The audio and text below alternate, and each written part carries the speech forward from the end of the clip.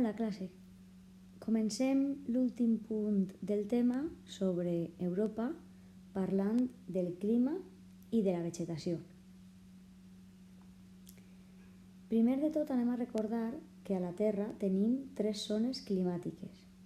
La zona freda, que hi ha dues, prop de cada un dels pols. La zona temperada, que queda una miqueta més cap a baix, i la zona càlida, que és la franja que està més prop de l'equador. La major part d'Europa està a la zona temperada, tot i que la part més al nord es situa a la zona freda.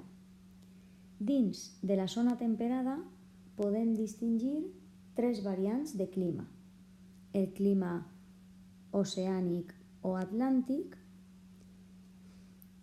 que se troba al llarg de tota la costa atlàntica, el clima mediterrani, que trobem a l'est d'Europa, i el clima continental, que se troba en la zona central.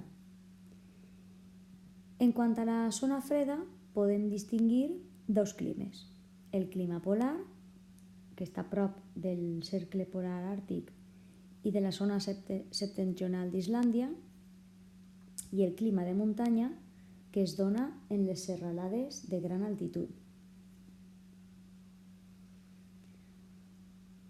La vegetació està condicionada pel clima. Segons el clima que hi ha en un lloc, creixen unes plantes o altres. També el paisatge que podem trobar, encara que tant la vegetació com el paisatge han estat modificats per l'ésser humà. El que anem a fer a continuació és estudiar els paisatges i el tipus de vegetació que tenim a Europa segons el clima. Clima i vegetació mediterranis. Recordem, a l'est d'Europa. Es caracteritza per hiverns suaus i estius calorosos, pluja escassa i boscos de tipus mediterranis.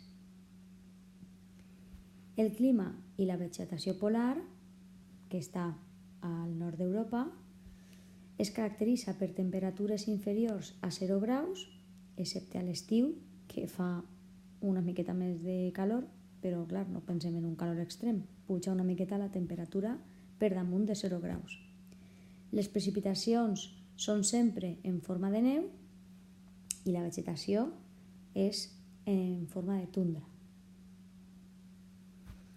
El clima i la vegetació atlàntics o oceànics té temperatures suaus durant tot l'any, pluja abundant i boscos caducifolis, landes i praderies.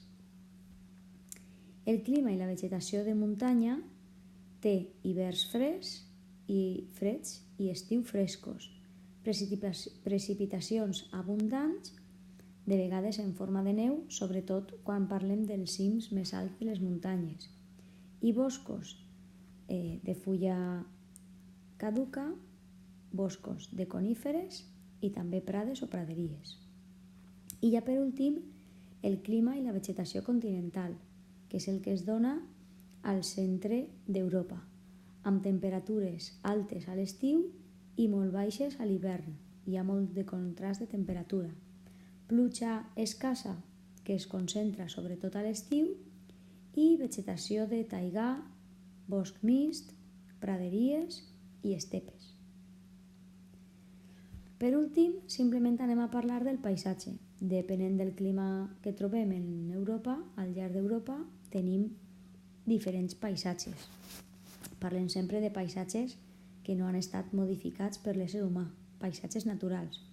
Comencem pel paisatge oceànic o l'Atlàntic. Recordeu, se dona al llarg de tota la costa atlàntica. La vegetació es compon de boscos caducifòlis, com roures, faigs, castanyes, i també praderies.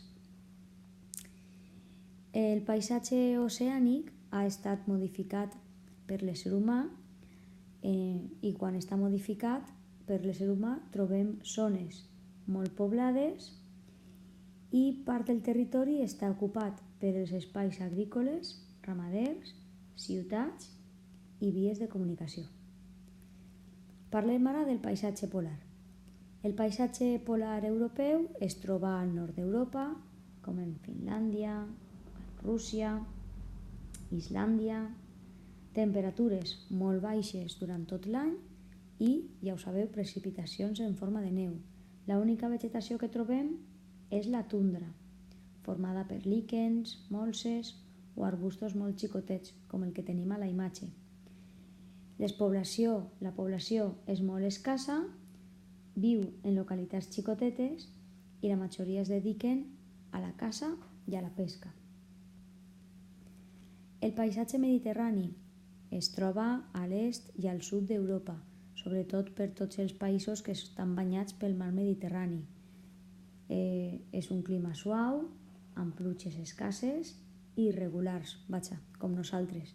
La vegetació natural és el bosc mediterrani, format per alzines, sureres, pins, també hi ha arbustos, matolls.